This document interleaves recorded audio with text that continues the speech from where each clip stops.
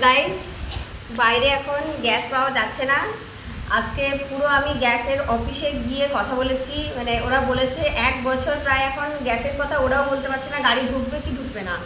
আমি নিজের চোখে দেখে এলাম 3টে গাড়ি পুরো একদম খালি, ট্যাঙ্কিতে ভরা। তো আবার বিকেলে ফোন করলাম গ্যাস দেবে না বলে। আমি জোগাড় করেছি, একটা ইন্ডাকশান কিনেছি। তা আমি জানি অনেকেই কিন্তু ইন্ডাকশান কিনে নিয়েছো, কারণ গ্যাস তো কেউই পাচ্ছে না, আমি শুধু একা নয়, সবাই অনেকেই পাচ্ছে না। তো চলো আমি নতুন ইন্ডাকশান কিনেছি, আমার ঘরের নতুন অতিথিকে বের করি, কেমন হয়েছে একটু দেখি। আর তোমরা যারা যারা গ্যাসের জন্য অপেক্ষা করছো তাদেরকে বলবো ইন্ডাকশান কিনে নাও। আর যাদের আর যাদের গ্রামে বাড়ি তাদের তো কোনো টেনশনই নেই, উনুন আছে, জ্বালানি অনেক আছে আমাদের গ্রামে।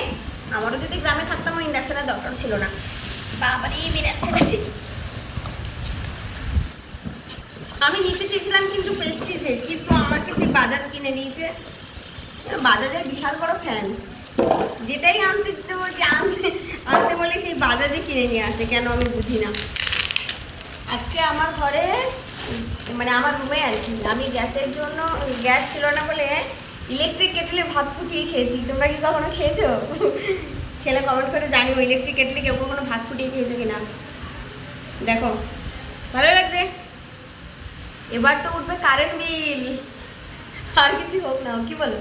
হ্যাঁ, চা করে এবার কারেন্ট বিল উঠবে। এবার আমার ঘরের মালিক কিন্তু খুশি হয়ে যাবে বিল দেখে, কিছু হোক আর না হোক। এই কারেন্ট বিল আমার উঠছে না বলে ঘরের মালিকের সাথে অনেক ঝামেলা হয়েছিল। এবার কারেন্ট বিল দেখে ঘরের মালিক খুশি হয়ে যাবে।